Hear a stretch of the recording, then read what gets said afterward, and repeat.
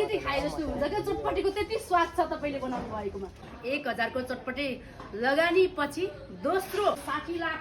यति बेला म छु इटहरी उपमहानगरपालिकाको Shri Parshuram fast food Gujarati taste साथै भान्जा चटपटे किचन रेस्टुरेन्टमा 2063 सालदेखि 1000 को चटपटी व्यवसायबाट उदाउनु भएका एक उदाहरणीय व्यक्ति हुनुहुन्छ पवन मेहता। गरे केही हुँदैन, देशमै हिरा फलाउन सकिन्छ।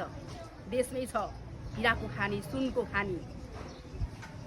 आउनुहोस्, यहाँले चाहिँ 20-22 जनालाई रोजगारी पनि दिँदै आउनु भएको छ। उहाँले चाहिँ यो परशुराम फास्ट फुड भर्खरै सञ्चालन गर्नुभएको छ भने भान्जा चटपटे किचन रेस्टुरेन्ट यता रहेको छ। यहाँहरू सबैजनाले चाहिँ यहाँका परिकार टेस्ट गर्न आउन सक्नुहुनेछ। आउनुहोस्, यो बन्दै गरेको भान्जा फास्ट फुडलाई चाहिँ हामी हेरौँ। यहाँ हाम्रो सञ्चालक सर हुनुहुन्छ। हजुर नमस्कार। ल, एकदमै हजुरलाई मेरो उच्च सम्मान छ र बधाई पनि छ है। हजुरले एउटा उदाहरणीय काम गर्नुभएको छ।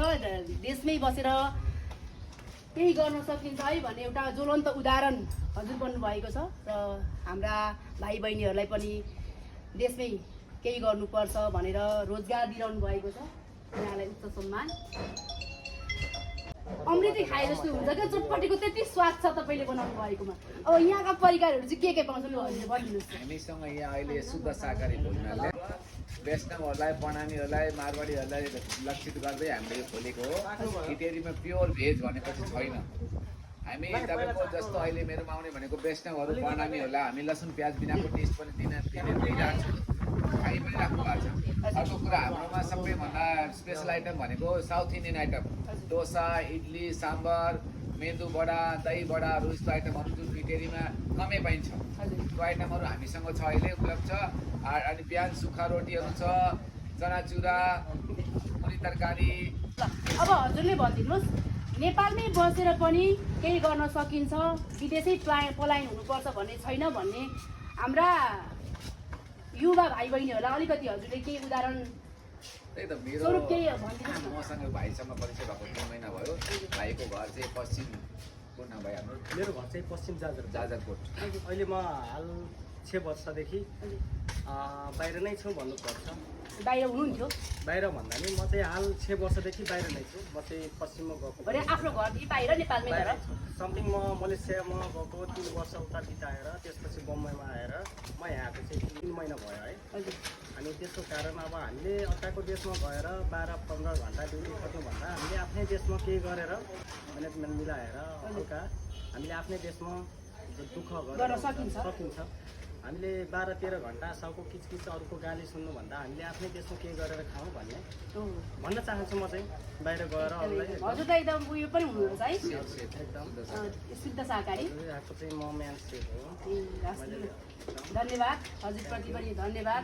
र सबैले सुनि नै सक्नु भएको छ एक उदाहरणीय व्यक्तिको कुरा। सबैजना नेपालमै बसौँ, विदेश पलायन हुनबाट रोक्यौँ। श्री परशुराम फास्ट फुड साथै भान्जा किचनमा आएर यहाँका परिकार टेस्ट गर्न हुनको लागि सम्पूर्ण इटहरीवासी साथै यो भिडियो हेरेर बस्नुहुने आदरणीय महानुभावहरूमा मेरो अनुरोध छ, यहाँ आएर यहाँका टेस्ट लिनुहोला।